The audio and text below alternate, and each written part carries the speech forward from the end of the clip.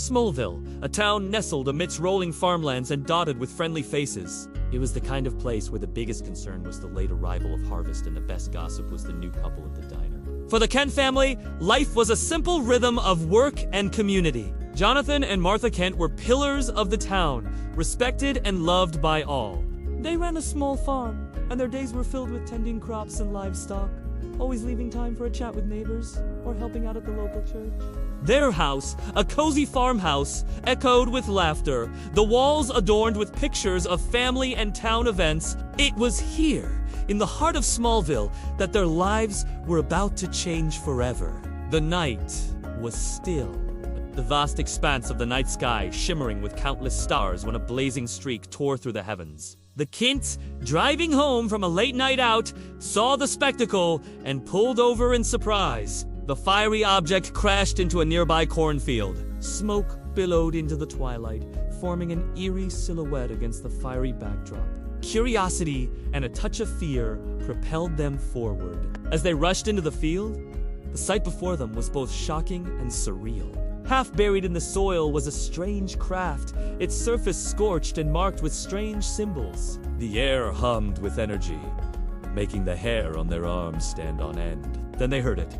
A faint cry from inside the craft. Martha's heart skipped a beat. Cautiously, they approached, and there amidst the glow, they saw it. A baby, wrapped in an unfamiliar cloth, its eyes tightly shut. Martha, unable to resist, reached out. As her fingers touched the child, the glow faded, revealing a tiny face with skin the color of alabaster and eyes closed peacefully.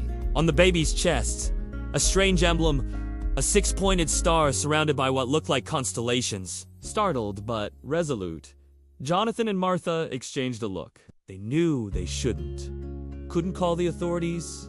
Not yet. So many questions raced through their minds. Where did the child come from? Was he alone? What was that emblem? But above all, there was the immediate concern, the child's safety. Gently, Martha cradled the baby, its small body fitting perfectly in the crook of her arm. Looking down at him, she saw not an alien, but a helpless infant, completely alone, his cries echoing her own sentiments, lost and searching for solace. As they drove home, the silence in the car was deafening. Each bump on the road, each passing tree seemed to magnify the mystery surrounding them. The stars, once a picturesque backdrop, now seemed like watchful eyes, curious about the secret they were keeping. At the farmhouse, bathed in the warm glow of the kitchen lights, they laid the baby on the table. His breathing was soft and regular, his chest rising and falling gently. Martha, her heart overflowing with maternal instinct, knew what she had to do. She picked up the baby, his tiny body fitting perfectly against her chest, and whispered, "You may not know where you came from or who you are, but you are loved." As the night deepened, Jonathan and Martha made a decision. They would keep the baby, raise him as their own. They chose to believe that whatever his origins, he deserved a chance at a normal life.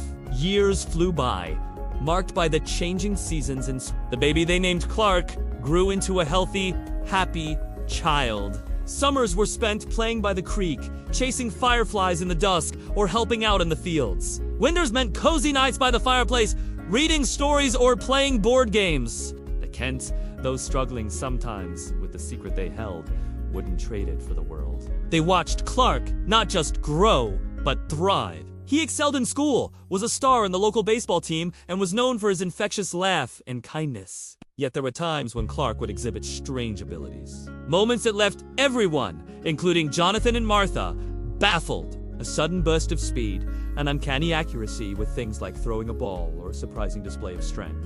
These events were brushed aside, either as youthful exuberance or simply as Clark being Clark. But it was only a matter of time before Clark would stumble upon the truth. The question was, when he did, would he see himself as a freak, an outsider, or as someone destined for greatness? For now, though, life in Smallville was good. The stars twinkled overhead, silently witnessing the life that had been changed by their light so many years ago. And deep in his heart, Clark Kent, the boy from another world, dreamed without knowing it. Dreams that were just beginning to take flight. Subscribe for episode 3.